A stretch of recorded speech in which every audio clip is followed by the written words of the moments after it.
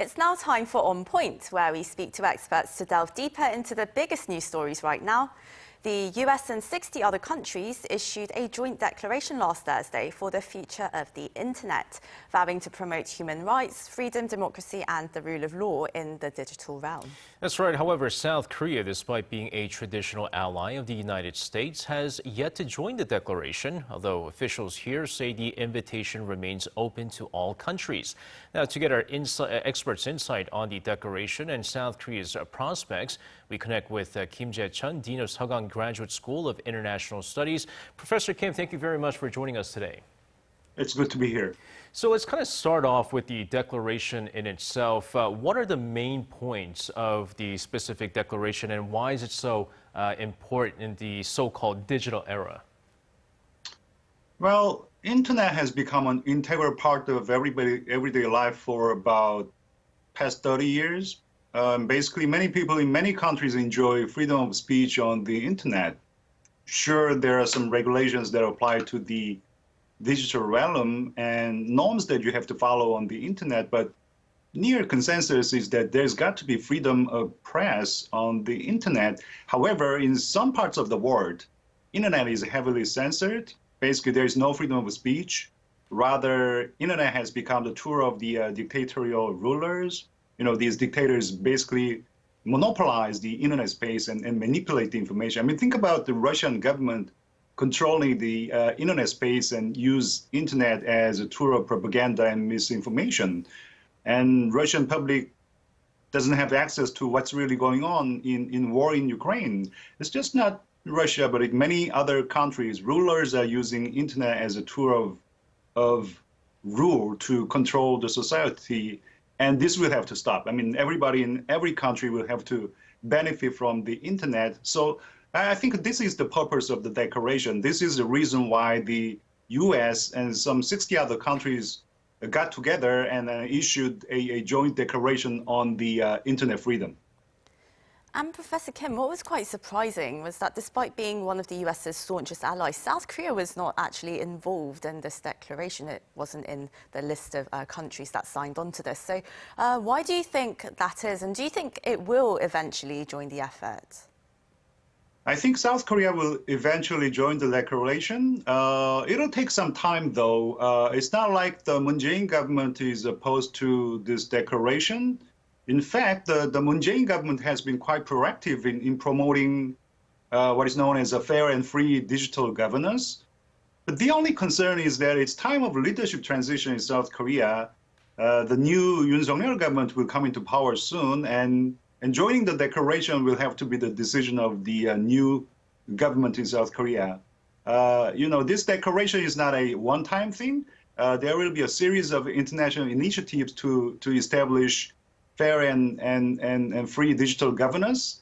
And I'm pretty sure that the new South Korean government will join the declaration. Actually, not only will it join the declaration, I think the new South Korean government will play a more proactive role in establishing robust and healthier digital governance in the world.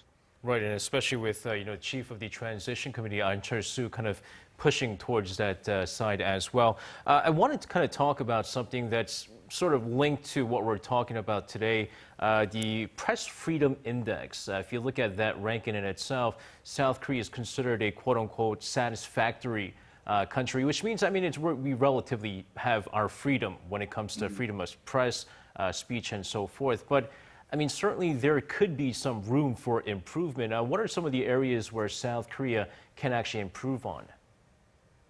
Yes, according to the Press Freedom Index, South Korea actually ranks first among many other Asian countries. And this is 3 years in a row, so the record is quite impressive. But that said, South Korea will have to improve on managing public broadcasting companies, like Arirang Broadcasting Company. It is recommended that governance structure in public broadcasting companies will have to improve so that more independence could be granted to these companies.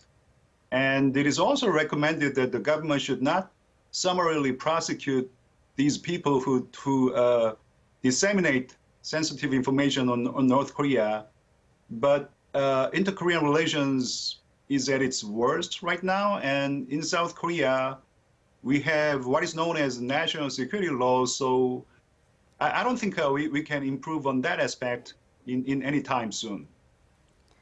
And Professor, well, the US didn't really mention or make mention of any countries in particular, but perhaps what's unsaid is a bit more significant here. And well, do you see this as a way that Washington is further isolating the likes of Beijing and Pyongyang?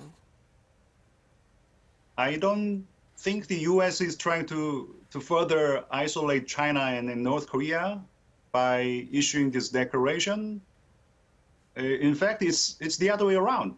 We want these countries to be integrated to free internet space internationally.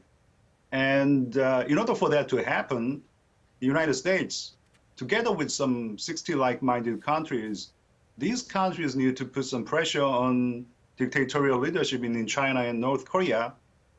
These countries where media is heavily censored and internet is used as a tool of suppression.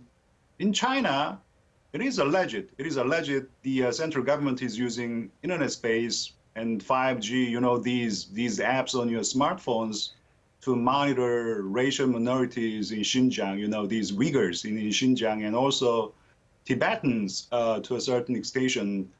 And the situation is no better in North Korea. We all know that. So we can't really improve the situation in these countries all at once. But if we continuously put pressure by issuing these declarations, we hope that the situation will get better eventually. I mean, just like you said, I mean, China, North Korea, Russia, I mean, these are some of the countries that really use the internet and the media to kind of spread their propaganda. So it is going to be pretty tough, but nevertheless, like you said, we still can't give up on this, right? Professor Kim, thank you very much for your insights today, and really looking forward to talking to you again in the future. Thank you.